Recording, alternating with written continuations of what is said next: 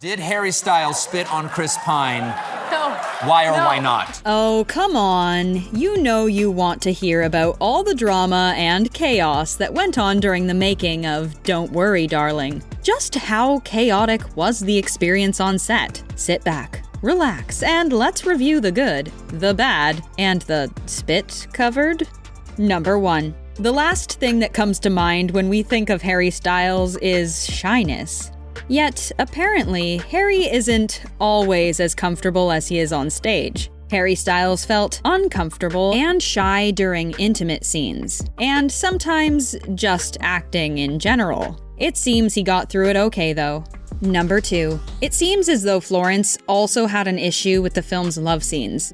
Olivia Wilde didn't shy away from using the prevalence of these scenes to sell the film, but Florence wasn't too keen on that. She said, when it's reduced to your intimate scenes, or to watch the most famous man in the world go down on someone, it's not why we do it. It's not why I'm in this industry.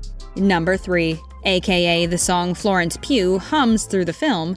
When it came time to write Alice's trigger song, Olivia Wilde was looking for someone to pen the melody. She must have forgotten that she had one of the world's most popular musicians right there, because he volunteered and ended up writing the song in just 5 minutes. It almost seems like nothing went on in this movie without at least a little urgency.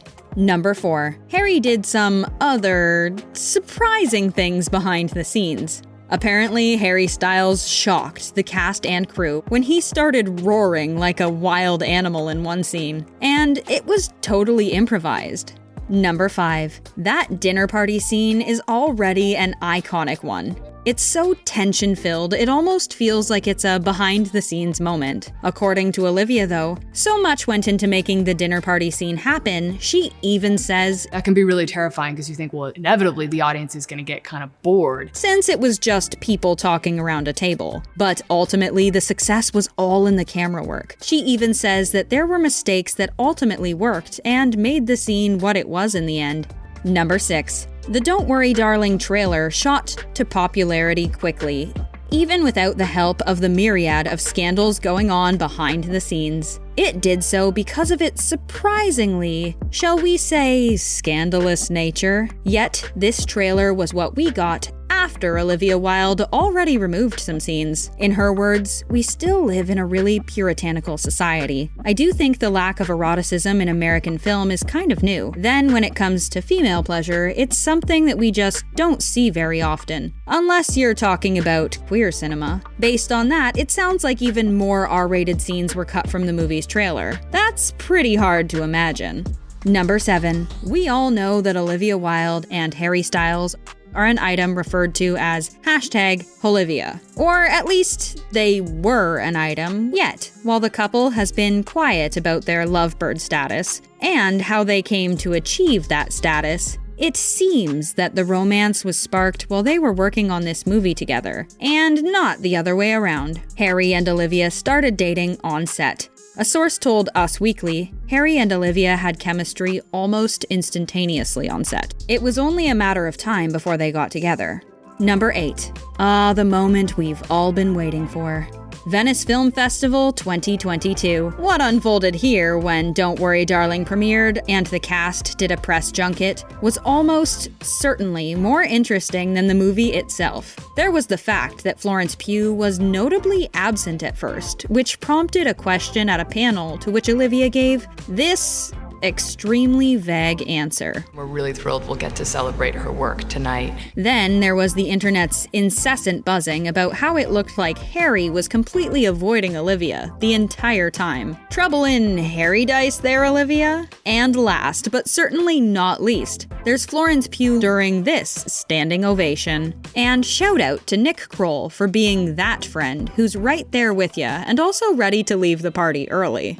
Number 9. While the gossip-inducing behavior of the Don't Worry Darling cast at the Venice Film Festival is plentiful, certainly the most headline-making moment was what is now lovingly referred to as Spitgate. Did Harry Styles inexplicably spit on Chris Pine's lap? That's for Harry to know, and the rest of us to find out by watching the footage over and over again. Number 10. According to Olivia Wilde, As a director, she always aimed for an equal playing field on set, and this meant that she accepted ideas from everyone and even asked actors for help with screenwriting. This is surely a good idea in theory, but it seemed it turned out with a lot of butting heads. Could it be that there were too many cooks in the kitchen? Set? Number 11. Despite all that Shia-related drama, Olivia Wilde says that they ended up with their first choice for Jack when Harry Styles was cast. Is this the truth? Very unclear. How would Shia feel about hearing this? No comment.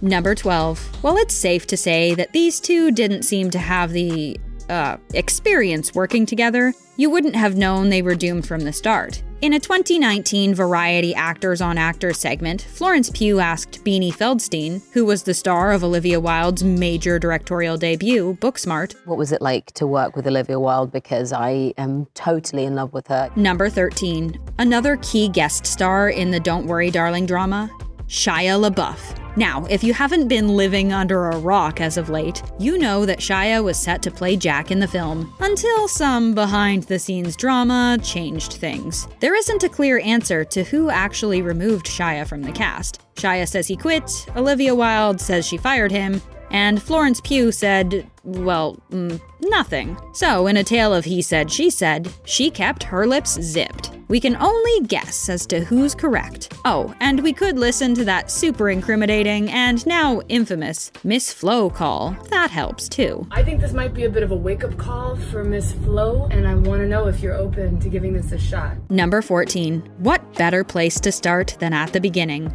Don't Worry Darling has a notoriously star-studded cast, but Jason Sudeikis was the first to make a guest appearance in the backstage dramatics. It seems that all the public drama started back in April of 2022. Olivia Wilde was presenting about her next directorial endeavor, Don't Worry Darling, at CinemaCon 2022 when she was served custody papers from ex-fiancé Ted Lasso star Jason Sudeikis for their 2 young children. This was uncomfortable to say the least, and according to Olivia, it was a deliberate attack on her ex's part. Attack or not, it was certainly the beginning of an uncomfy press journey.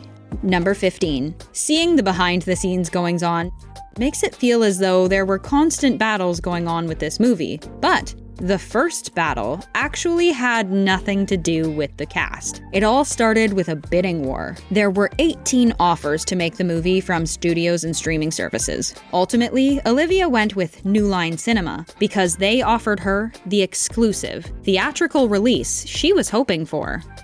So what do you think of all the behind-the-scenes chaos from Don't Worry Darling? Tell us all about it in the comments. And if you like videos like this, like and subscribe to The Things for videos about all your favorite entertainment news.